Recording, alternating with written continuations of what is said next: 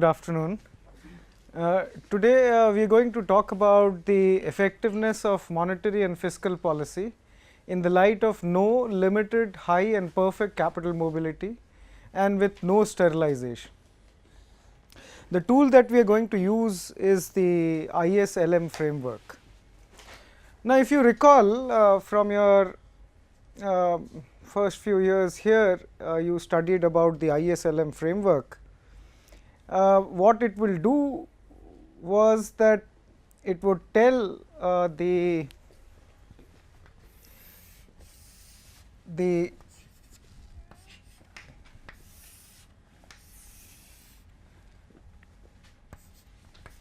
it would tell you about the simultaneous happening of the goods market and the money market equilibrium.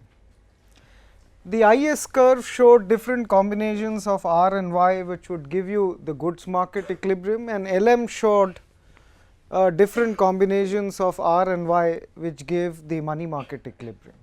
Now, the goods market equilibrium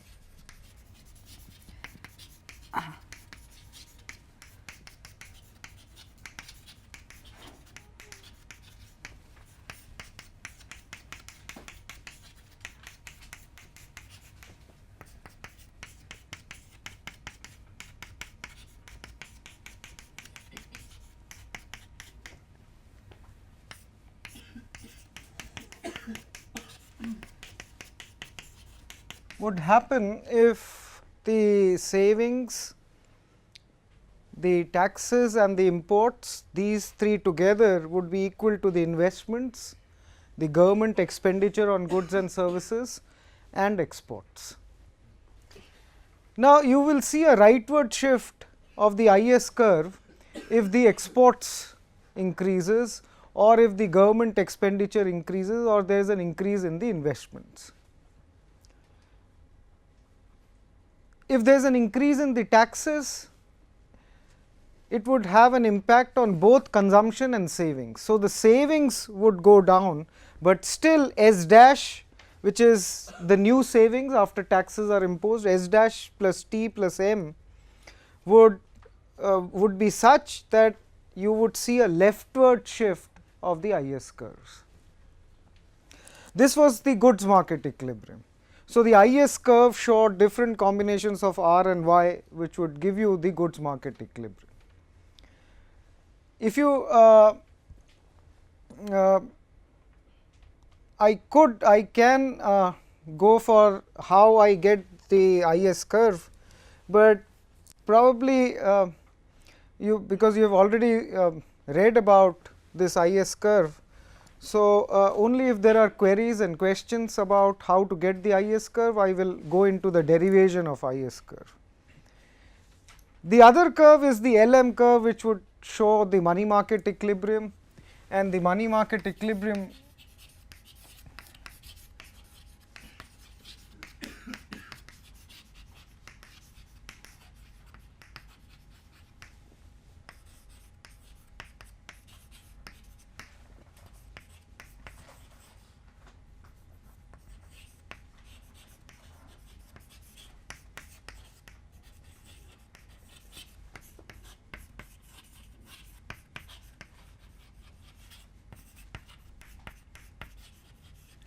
would be where you have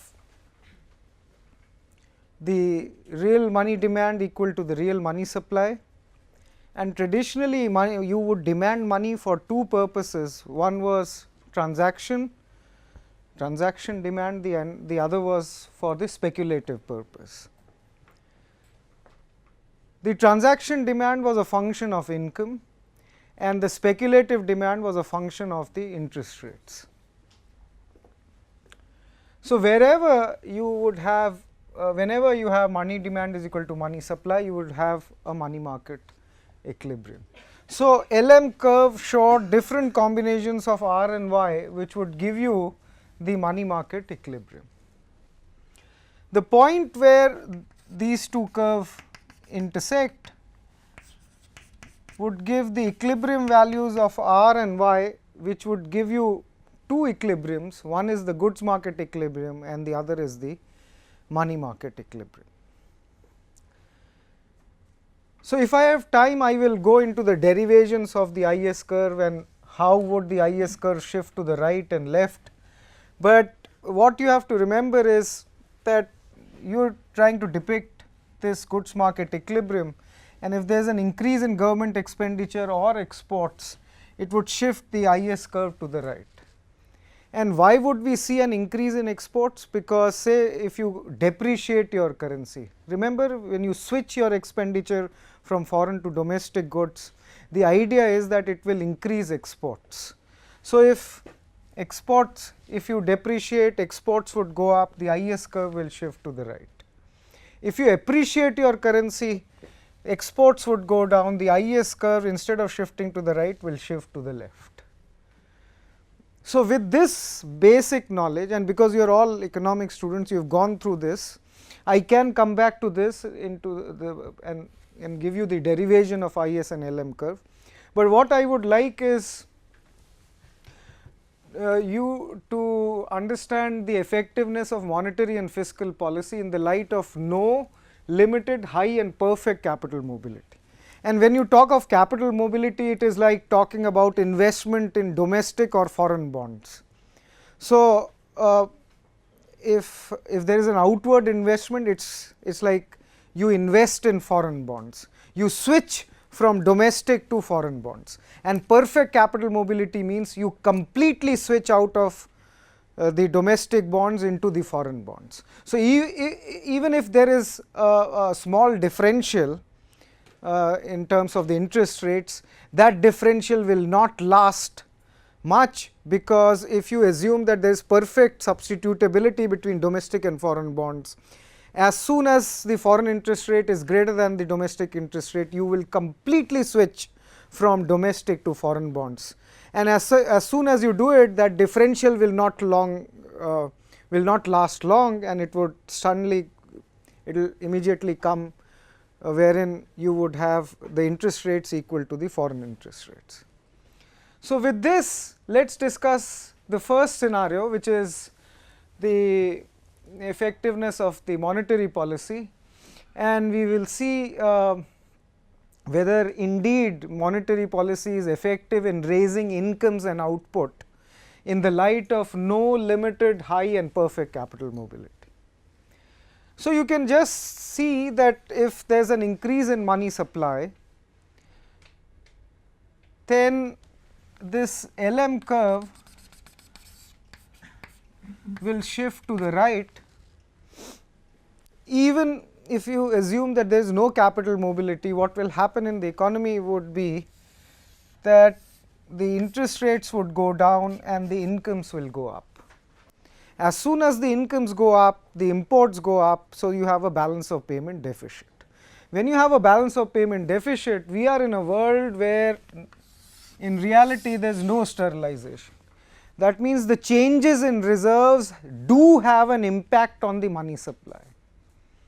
So, when you have a balance of payment deficit, or in other words there is a net outflow of foreign exchange, it does have an impact on the money supply. Through the high powered money, the money supply goes down. If the money supply goes down, this LM curve, which had shifted to the right, will shift back, and this process is expedited if you assume limited, high or perfect capital mobility. Why? Because as soon as the interest rates go down, okay, by the way, do not think that this is foreign, this is optimal levels of rate, optimal levels of income. So, what happens in case of capital mobility is that as soon as the interest rates go down, so according to the Mundell-Fleming framework, if the interest rates go down, there will be a capital outflow. It would further deteriorate your balance of payments, and what you would see that this LM curve, which had shifted to the right, speedily comes back, and if you have perfect capital mobility, there cannot be a differential between domestic and foreign interest rates. The LM curve remains as it is. So, what it shows is that the monetary policy in the wake of no limited high and perfect capital mobility, and assuming that there is a fixed exchange rate. This is important. Had it been a flexible exchange rate, you wouldn't have seen all this, because then the exchange rate would have changed. The exchange rate would have depreciated in that case, and then you would have seen a change in the IS curve. No, you are not. You are assuming that there is a fixed exchange rate, and so the monetary policy is ineffective in raising incomes and output in the wake of no limited high or perfect capital mobility. What about fiscal policy? What about fiscal policy? So, coming back to this point, it also shows an impossible trinity between three things. That is the famous trilemma that any country faces. You cannot have these three things together. One, a fixed exchange rate; second, a perfect capital mobility. Okay. You cannot have, so the impossible trinity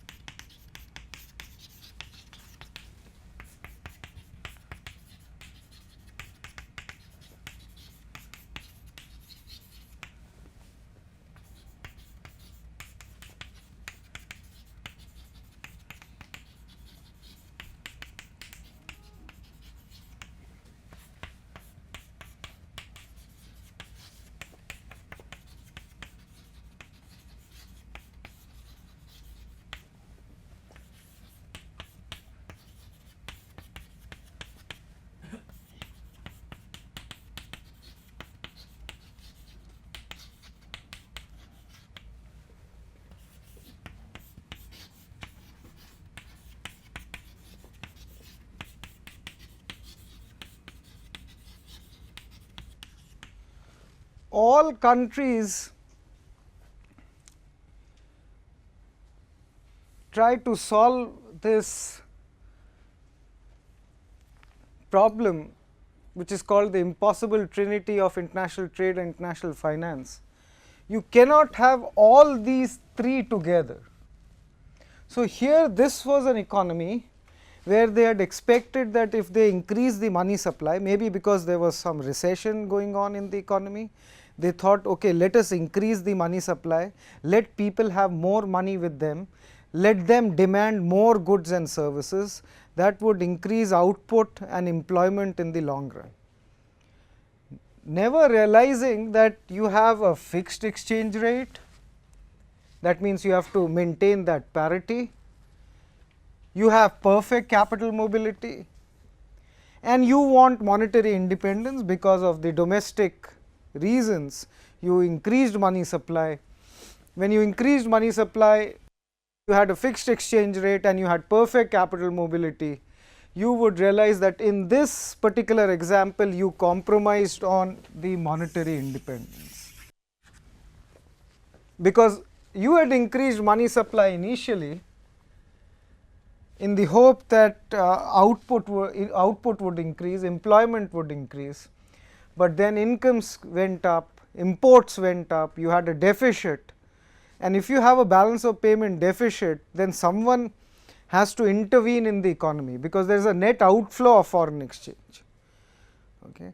Can you recall the diagram where you had the exchange rate, that is the price of foreign exchange on the y axis, and you had demand and supply of foreign exchange. This was the downward sloping demand for foreign exchange, this was the upward sloping supply of foreign exchange. This came from the demand of the foreign country, assuming that it was an elastic demand. Okay. So, this was the market determined exchange rate.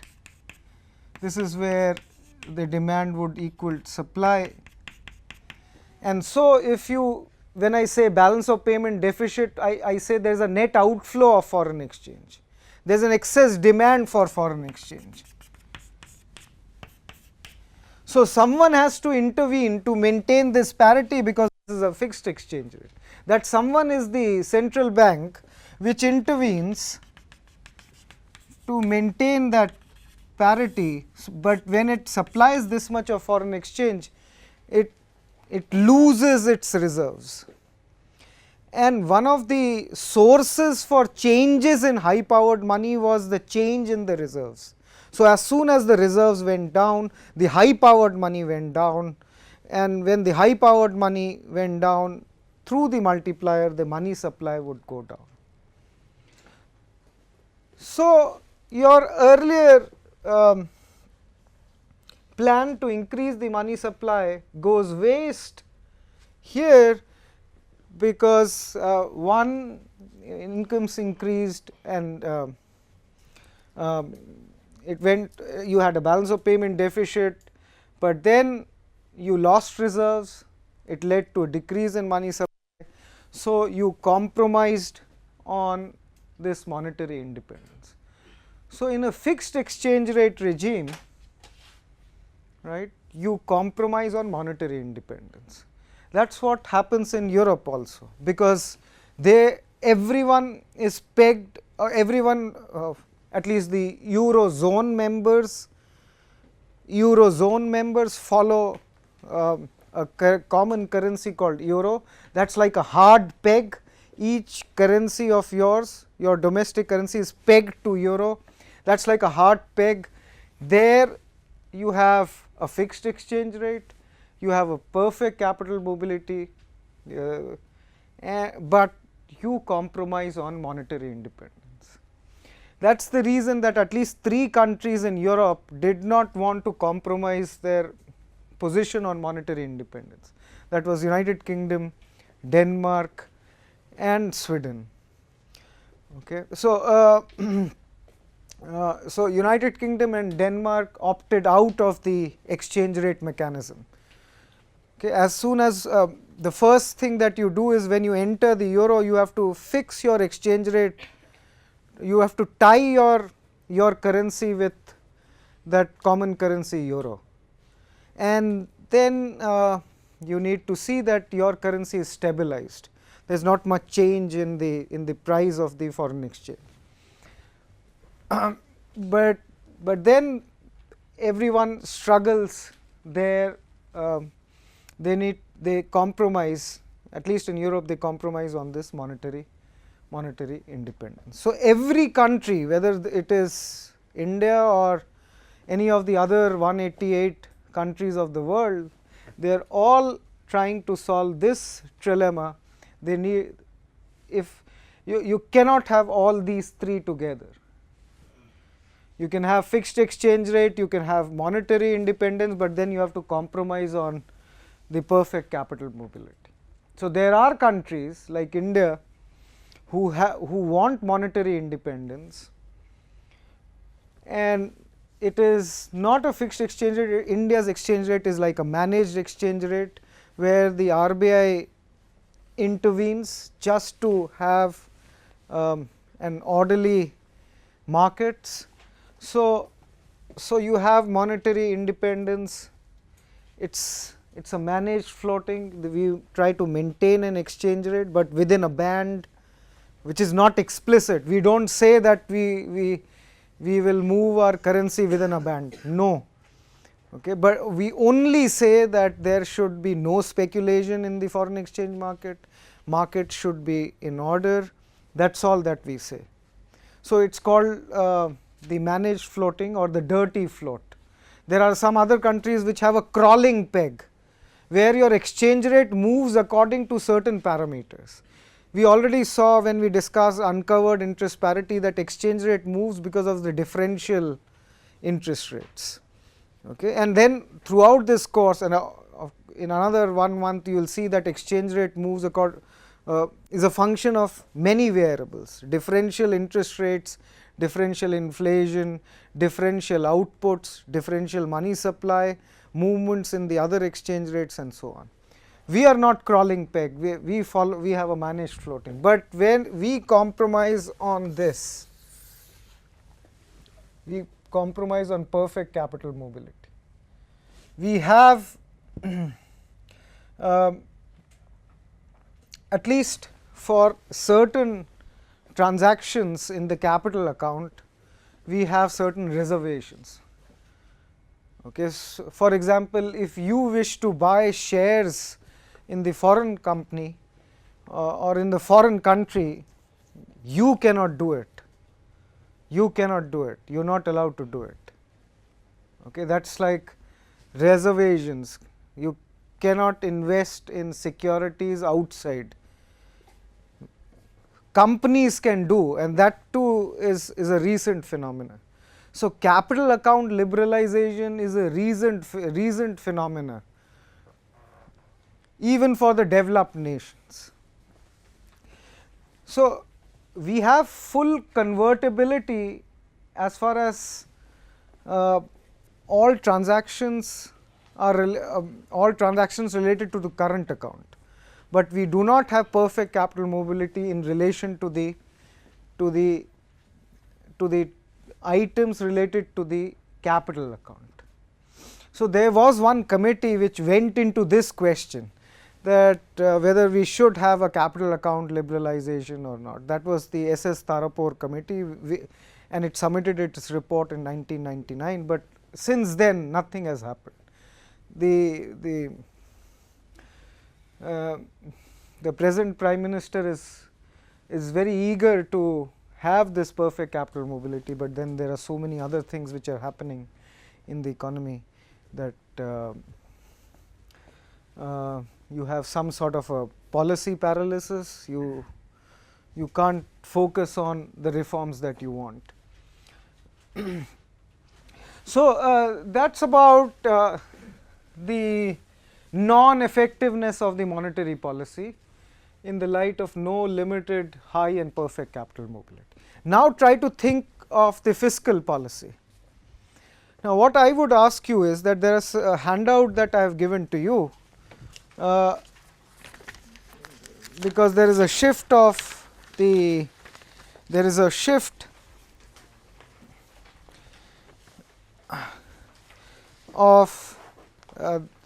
so, look at page 387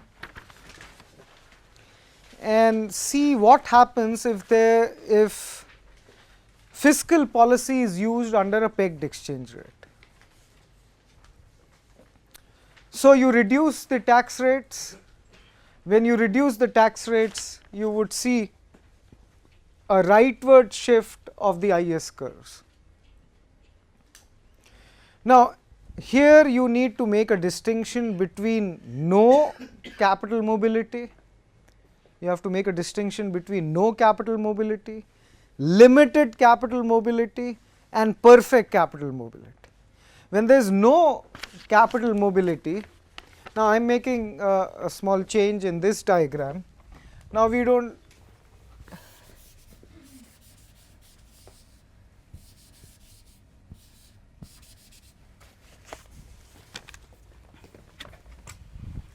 so, for example, you reduce the tax rates, hoping that the aggregate demand in the economy will go up.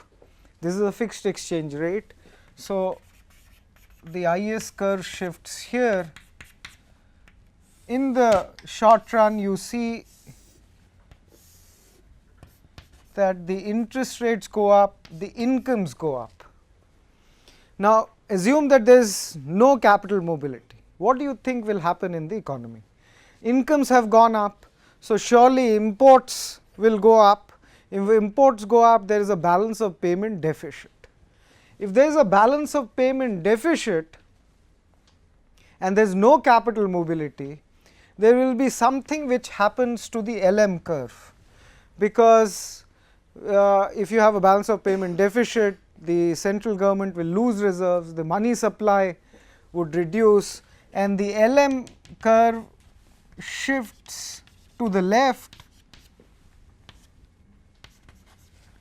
so that you reach a situation where the fiscal policy also is not able to increase the incomes, output and employment in the wake of no capital mobility and fixed exchange rates.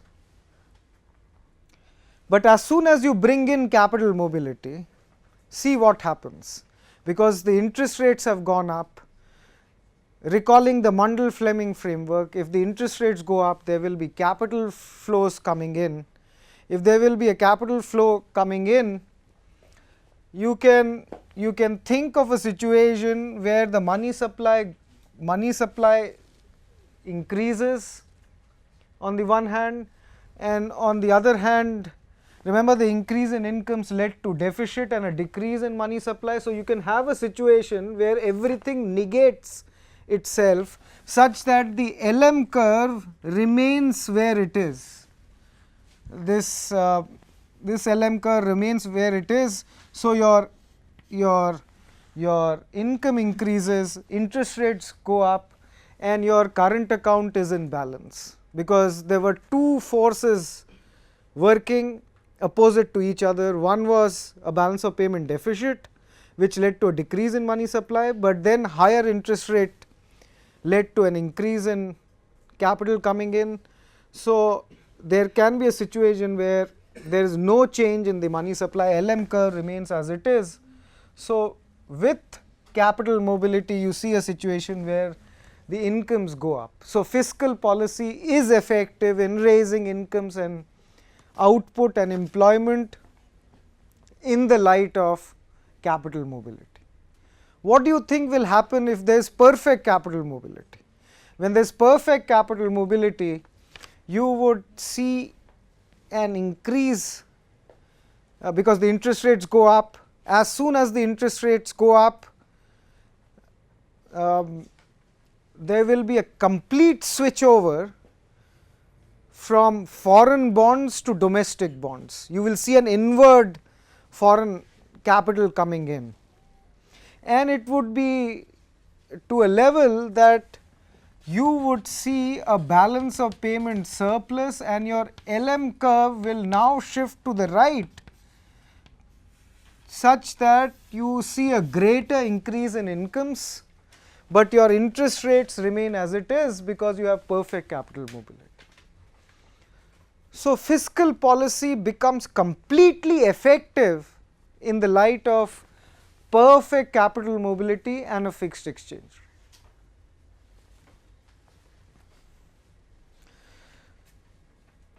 That is fiscal policy in the case of fixed exchange rates. The third scenario is the use of monetary policy in the light of no limited high and perfect capital mobility, but now you assume flexible exchange rates. Okay. Now, can you think what will happen if you have a flexible exchange rate and you increase the money supply? So, when you increase the money supply, incomes go up, the interest rates go down. So, incomes go up, imports go up, you have a balance of payment deficit, but this is an economy with a flexible exchange rate. You would not see any changes in the reserves, because there is no question of having reserves in a case of a freely floating exchange rate. The price of the foreign exchange would move, you would see a depreciation of the domestic currency. Okay. So, it is a flexible exchange rate. So, as soon as there is a net outflow of foreign exchange, this pi goes up, right. That is equivalent to saying that your currency depreciates. But when your currency depreciates, there is something which happens to the IS curve. The IS curve shifts to the right because it switches expenditure from foreign to domestic goods. Remember depreciation, when you depreciate your currency, the price of exports in terms of foreign currency goes down, the price of imports in terms of local currency goes up. So, your imports decline, your exports increase, you see a rightward shift of the IS curve. So, then monetary policy becomes effective in case of the flexible exchange rates. So, if you look at the diagram which is figure 15.7, monetary policy under a flexible exchange rates, the depreciation of the currency leads to the rightward shift of the IS curve. So, I would read this paragraph: an increase in money supply shifts the LM curve to L dash M dash, displaying equilibrium from E0 to E1. The domestic currency depreciates at once even in the absence of capital mobility, because an increase in income from OY0 to OY1 raises imports. The expenditure switching effect of depreciation shifts the IS curve to some such position as I dash S dash, displacing equilibrium to E2 and raising income to OY2. Capital mobility strengthens this effect because the reduction in interest rate induces a capital outflow, causing a larger depreciation of the domestic currency. With perfect capital mobility, the interest rate must stay at OR0 and the equilibrium is displaced to E3. The IS curve shifts all the way to the new IS curve I double prime S double prime. Income rises all the way to OY3. Under a flexible exchange rate, monetary policy is effective permanently and capital mobility raises its effectiveness. Okay. So, what capital mobility did was that as the interest rates went down, there was a capital outflow which led to greater depreciation. Greater depreciation meant that the IS curve shifted to the right, and therefore, you saw a greater increase in incomes. So, monetary policy is effective in raising incomes and employment even when you have no limited, high or perfect capital mobility. The last is an interesting one, which is the fiscal policy under a flexible exchange rate. Now, can you think how the fiscal policy under a flexible exchange rate would work? So, again this is an economy, you need to increase an aggregate demand in the economy, you reduce the tax rates, IS curve shifts to the right. So, you see an increase in incomes, but you also see an increase in the interest rates. So, then as the incomes go up, the interest rates go up, and now if you bring in capital mobility, you would see that because the interest rates have gone up, there will be a capital inflow. So, instead of the depreciation, now you see an appreciation of the currency, because when the IS curve shift to the right, incomes increase, but the interest rates went up. If you have capital mobility, you would see inflow of capital coming in. So, you would see a surplus in balance of payment, which would lead to appreciation of the currency. Appreciation of the currency would mean a leftward shift of the IS curves. And in case of perfect capital mobility, there would be no change in the IS curves. Your incomes and employment, your output would remain as what it was before. So, fiscal policy becomes ineffective in the case of flexible exchange rate and in the light of capital mobility. So, this figure 15.8 shows what happens. You see an IS curve shifting to I dash S dash, and income rises, interest rates go up. With no capital mobility or low mobility, the domestic currency must depreciate at once. The expenditure switching effect of the depreciation shifts the IS curve to some such position as I double prime S double prime. So, see, this is interesting. With no capital mobility, you had an IS curve, because incomes went up, you saw depreciation, in IS curve shifted to the right, further to the right, with no capital mobility. But then the tax cut is more effective. With high capital mobility, the domestic currency must appreciate, because the interest rates went up. So, there was a capital inflow coming in that wiped out the deficit first. Then with perfect capital mobility, you had a balance of payment surplus. When you had a balance of payment surplus, it would lead to appreciation of the currency. Your IS curve will shift back, it will shift back to where it was earlier. So, the tax cut is less effective. With perfect capital mobility, it is completely ineffective. The interest rate must stay at OR0, and the appreciation of the domestic currency must be large enough to drive the IS curve back to its starting point. There is no increase in income, and the tax cut is completely ineffective. Now, this is a scenario where higher interest rates, lower interest rates have a impact, direct impact on the capital flows. But in the real world, whether higher interest rate prompts foreign investors to invest in India, that is another question, that is an empirical question, because there are host of other factors which have an impact on the foreign investments coming in, the infrastructure quality, the state policies, and host of other factors which are important, right.